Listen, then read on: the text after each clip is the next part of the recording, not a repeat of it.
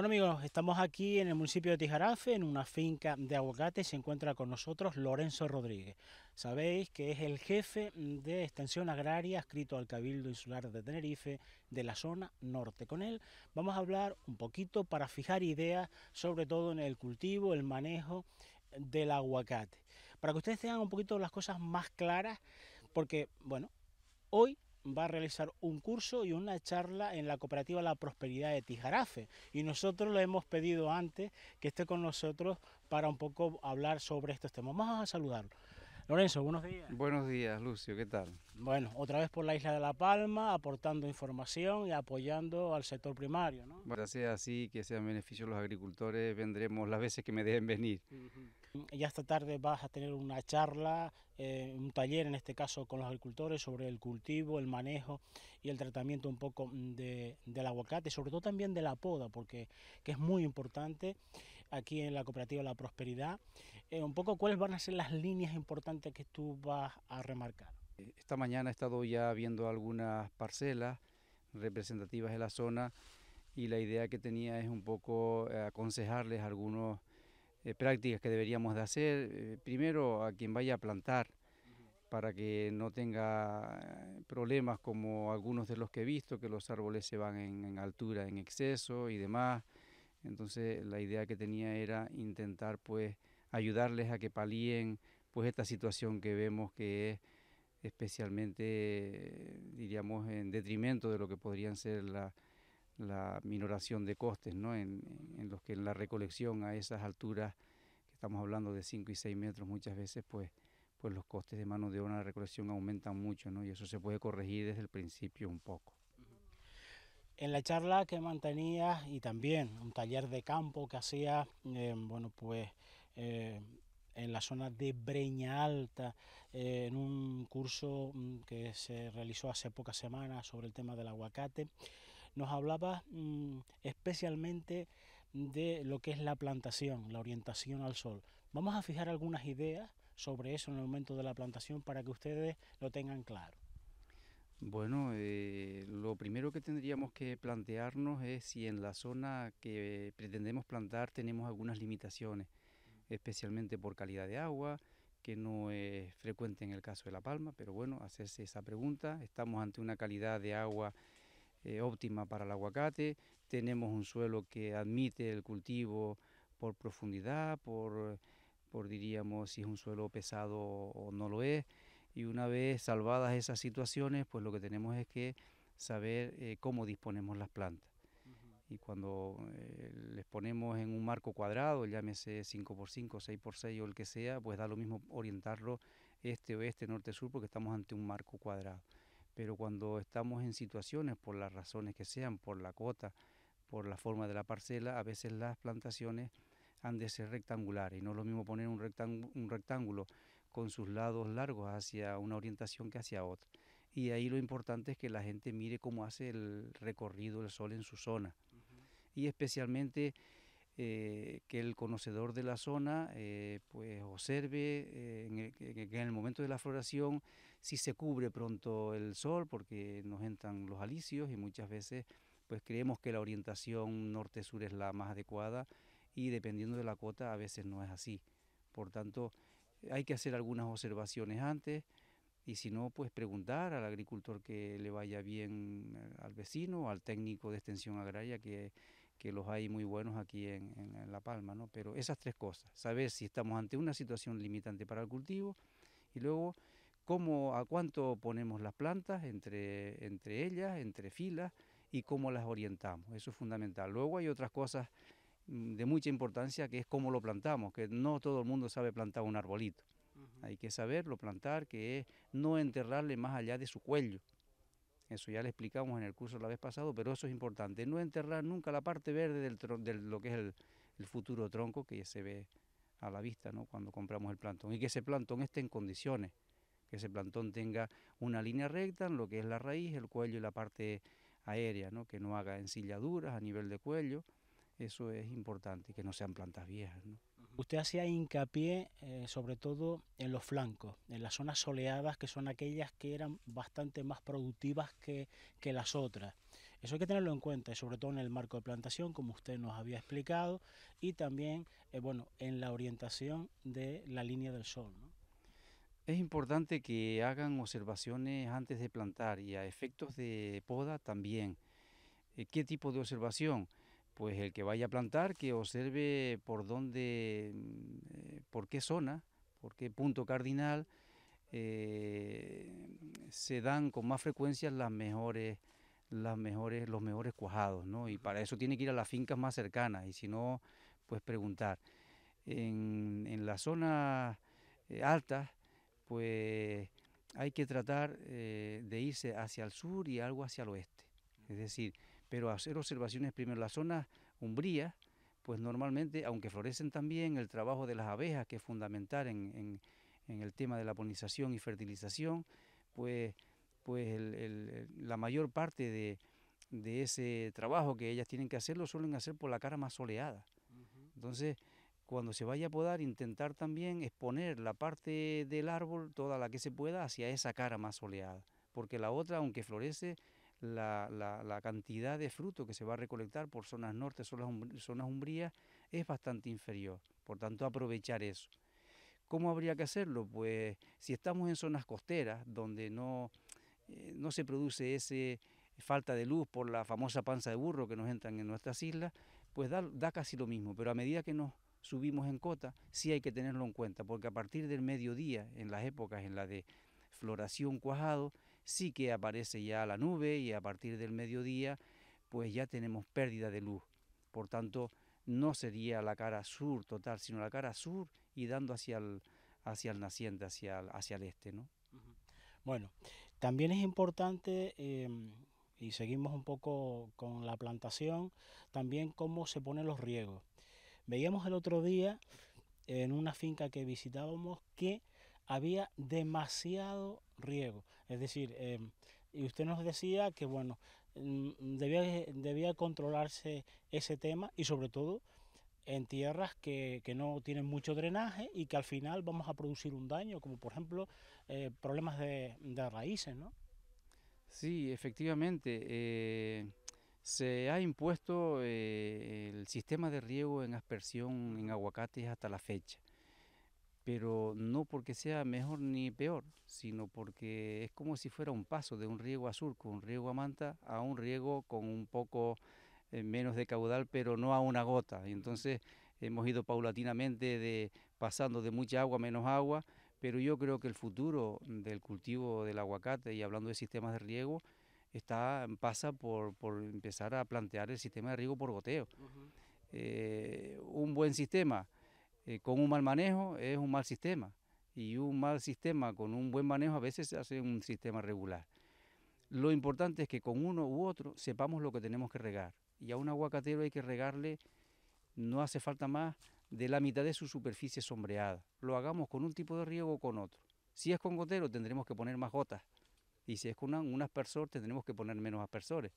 Pero uno u otro, con buen manejo, con buen diseño agronómico, funciona. Nosotros estamos valorando últimamente el por qué no se instauran más sistemas de goteo que economizan agua y no le vemos sino que hasta ahora el diseño agronómico e incluso hidráulico escasea un poco.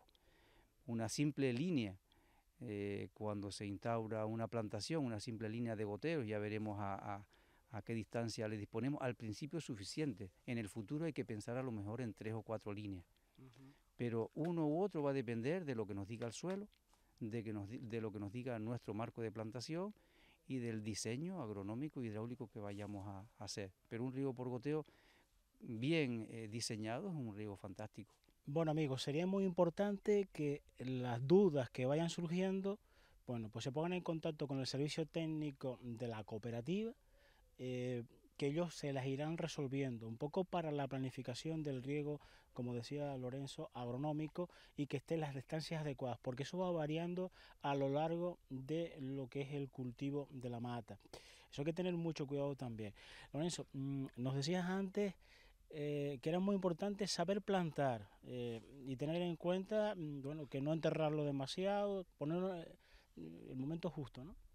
Sí, no es abrir un hoyo y plantar el árbol y ya está. Es importante saber cuando abrimos el hoyo, separar la tierra más alta que es más fértil normalmente de la tierra más profunda. Y al plantar, hacerla invertir, o mezclarla o invertir. Poner la tierra más fértil que la de arriba, más próxima al árbol, y luego la otra la podemos también repartir en la parte más alta. Pero la primera que va a las raíces, intentar que sea la de arriba, que es la más fértil. Hay que pensar que el arbolito viene en un medio, en una turba normalmente, a veces en fibra, y se va a encontrar a otro medio. Y lo antes posible, ese árbol que está viviendo en una situación tiene que enfrentarse y reconocer lo antes posible al nuevo medio, que es la tierra.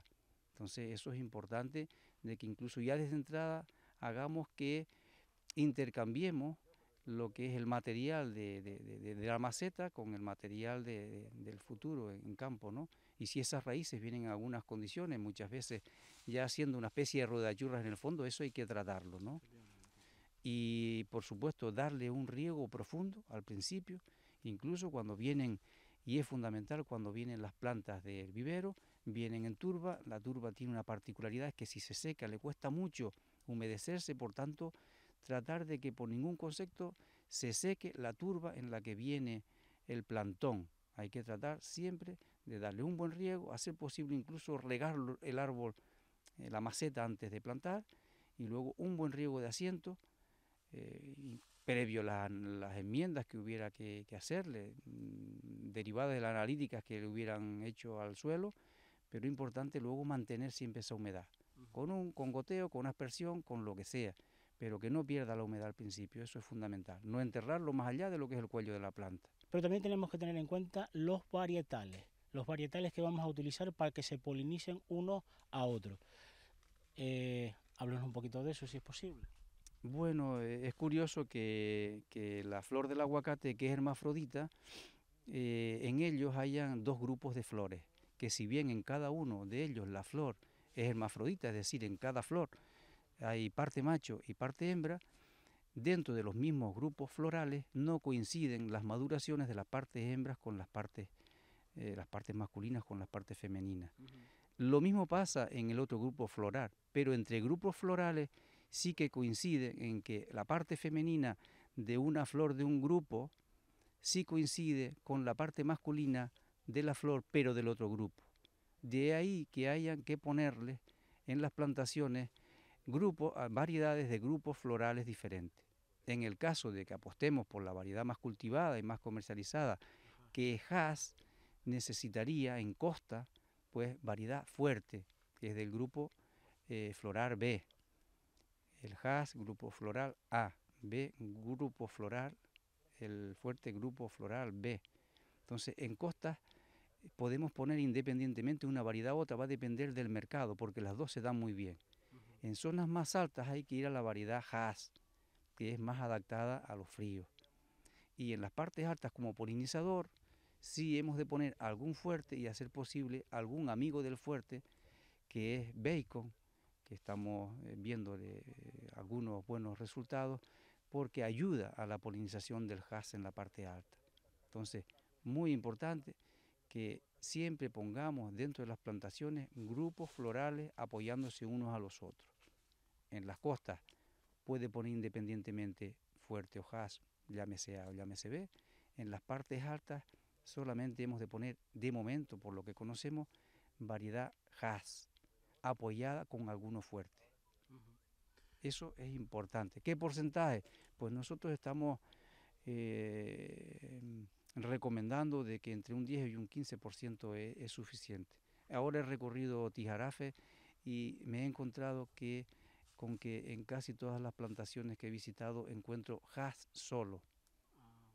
Deberían de plantearse, y lo que vamos a recomendarle también esta tarde, que pongan algún grupo floral para que ayude a la polinización de la variedad principal, que es el Hass.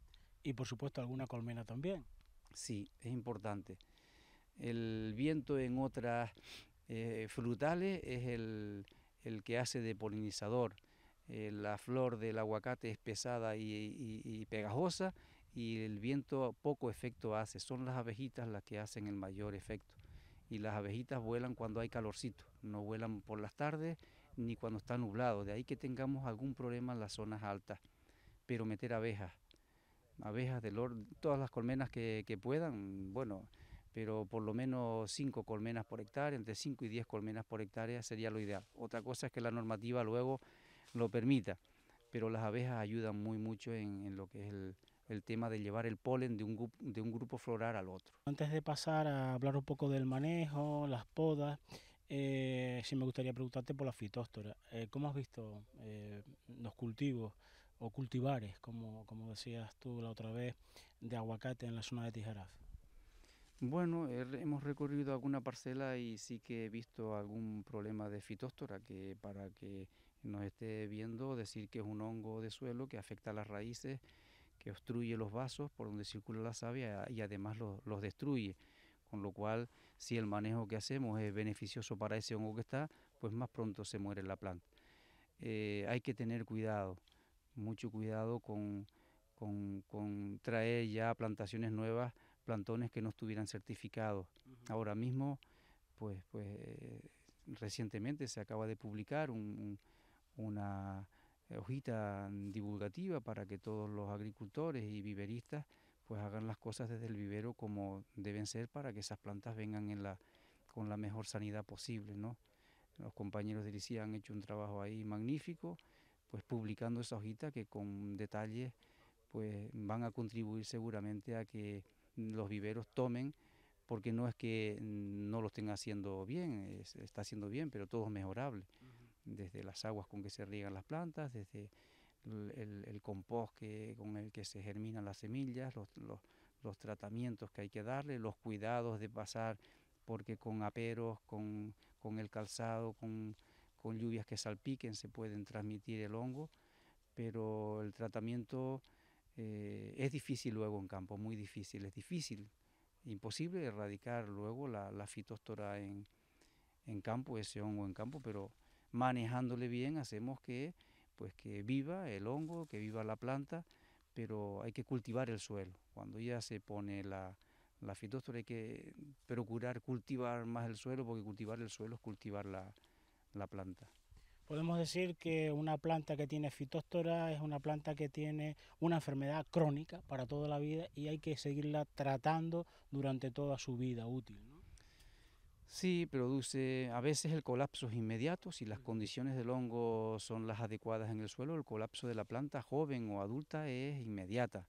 A veces pues va sufriendo, hay pérdida de producción por falta de llenado de la fruta y casi siempre su curso final es el deterioro de la planta, ¿no? Es una enfermedad difícil de erradicar. Hay tratamientos, pero que ninguno de ellos es efectivo, ¿no? Entonces, la prevención es lo más importante, el, el- el usar bien el riego, que no hayan encharcamientos, porque si además de que la planta está sufriendo diríamos, un colapso de los vasos, si además le falta agua o es mucha, tanto por sequía o por asfixia, se contribuye a que la planta antes pues tenga el problema y su curso final sea pues tener que poner otra planta, que dicho sea de paso, poner una planta en un terreno contaminado, si no se hacen grandes cambios, al final también vamos a entrar en la misma dinámica y al final vamos a tener una planta tocada nuevamente, ¿no? Bueno amigos, estamos con Lorenzo Rodríguez, que es en este caso jefe de extensión agraria de la zona norte de la isla de Tenerife, hablando del cultivo del aguacate, del manejo del aguacate.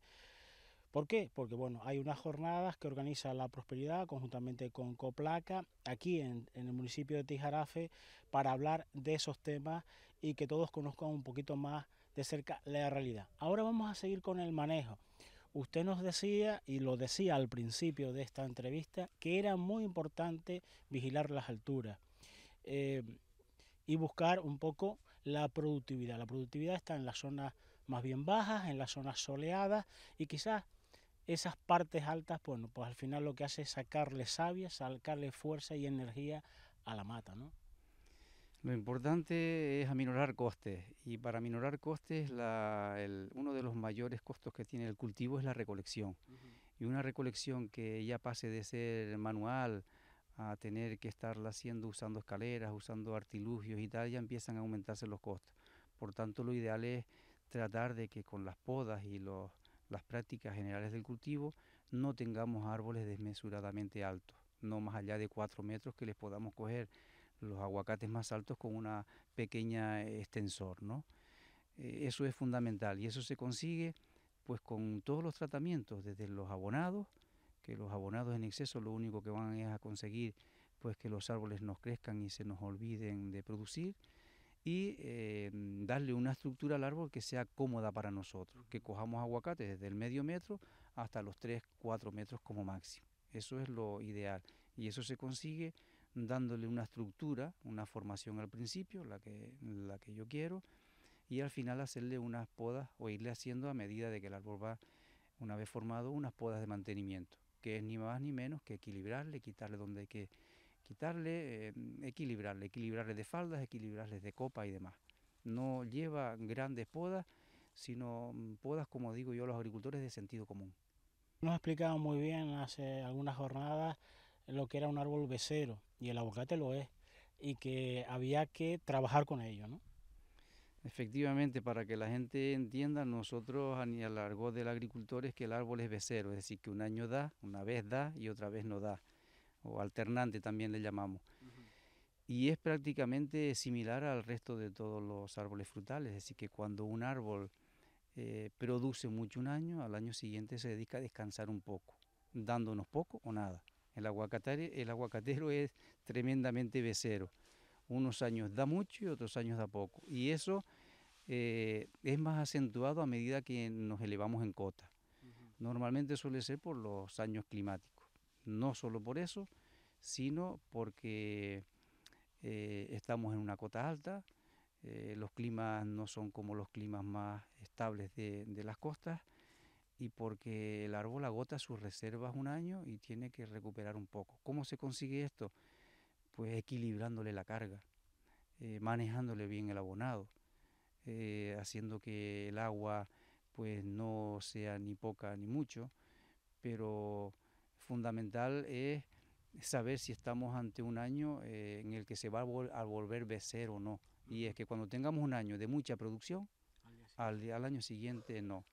Entonces, o jugamos a eso y nos, es decir, que sabemos que las consecuencias son esas, por tanto, las perrillas que nos dé este año guardarlas porque el año que viene no nos va a dar, o hacer que esa becería sea menor, y es menor, y no queda otra veces que cogiéndole la fruta lo antes que se pueda, eliminarle parte de la fruta al principio, pero que eso es un tanto complejo porque la gente después vendrá o no vendrá viento, que los tirará solo y demás, pero estamos un árbol tremendamente becero, que la corrección de ello va en lo que dije antes, extremar las precauciones en los tratamientos de la araña de cristal, que es una de las plagas que hace que el árbol merme mucho y al siguiente año se dedique a recuperarse.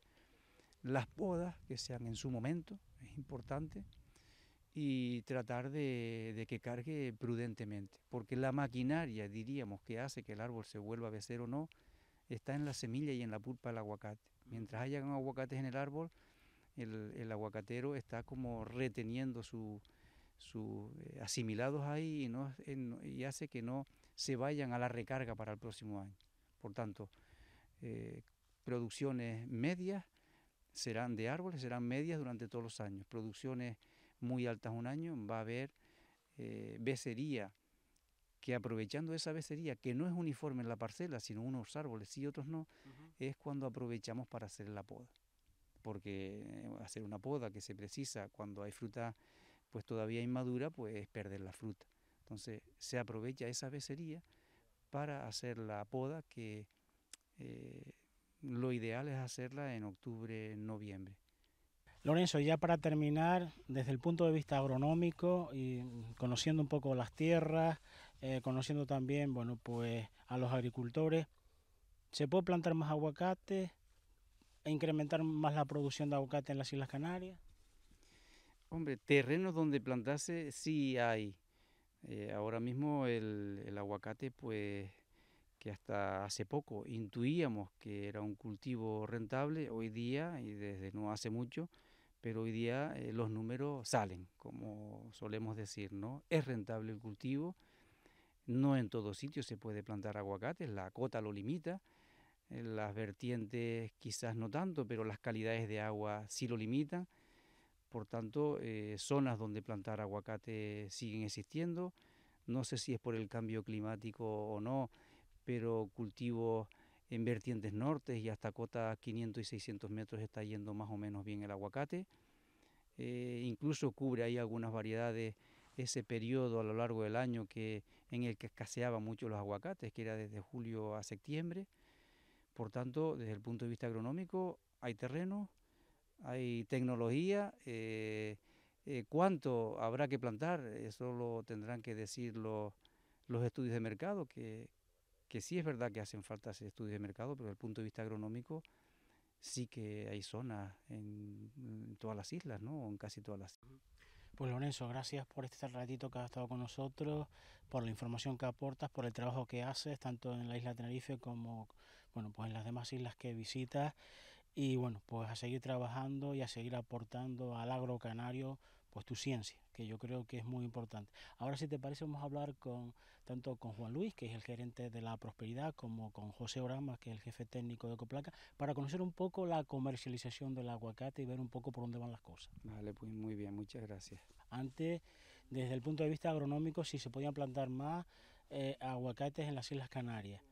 Desde el punto de vista comercial, José. Estamos iniciando un proyecto, aunque llevamos ya muchos años a través de la cooperativa, sobre todo la Prosperidad, comercializando aguacates.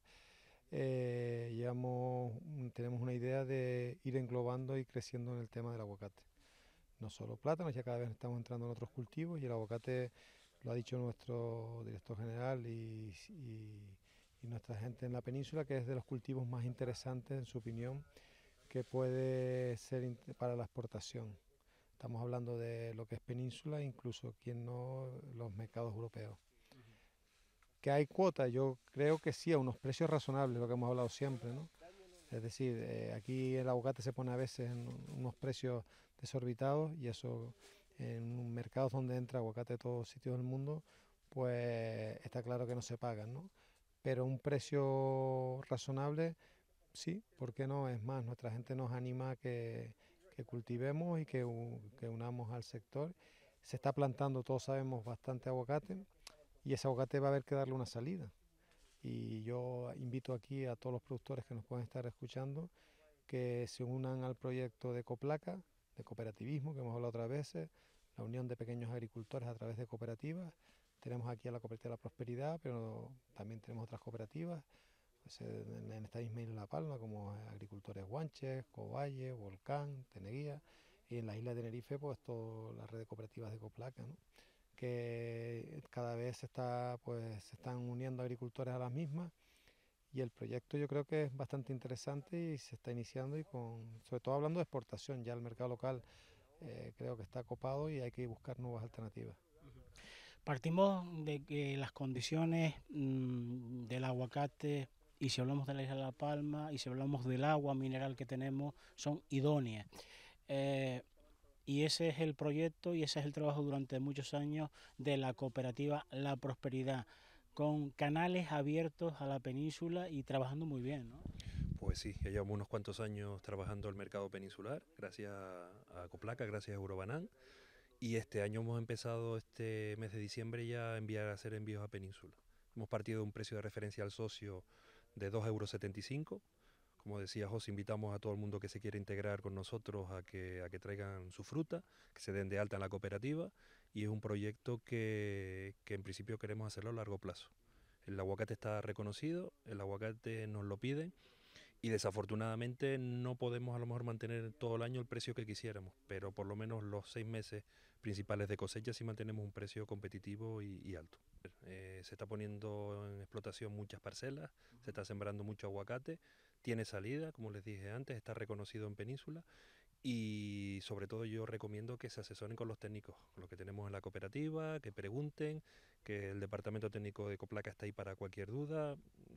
La muestra son estas jornadas que hemos organizado conjuntamente, y siempre antes de sembrar y antes de hacer nada, siempre que pregunten al técnico si es conveniente, o por lo menos tener la opinión de un profesional. Es importante mantener la producción a lo largo de todo el año, de ahí del trabajo de campo y bueno, y de los varietales, ¿no, José? También es verdad que como todos los cultivos hay épocas más fuertes que durante los primeros meses del año, hasta casi mayo, junio puede ser la época donde más aguacate. Hay otra época que desaparece, sobre todo el mercado local, pero bueno, nosotros podemos buscar nuestro nicho de mercado en estos dos primeros meses, como dice Juan Luis, desde ahora ya desde diciembre hasta prácticamente mayo, junio, y para el tema de la exportación.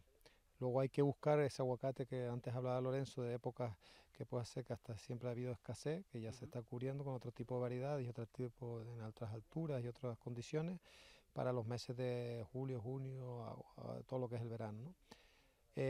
Bueno, ahí se está trabajando. El motivo de estas jornadas yo creo que es también un poco acercar a nuevas técnicas de cultivo, nuevos manejos que se están dando en diferentes zonas a zonas tan importantes que conocen muy bien el aguacate como esta de Tijarafe, ¿no?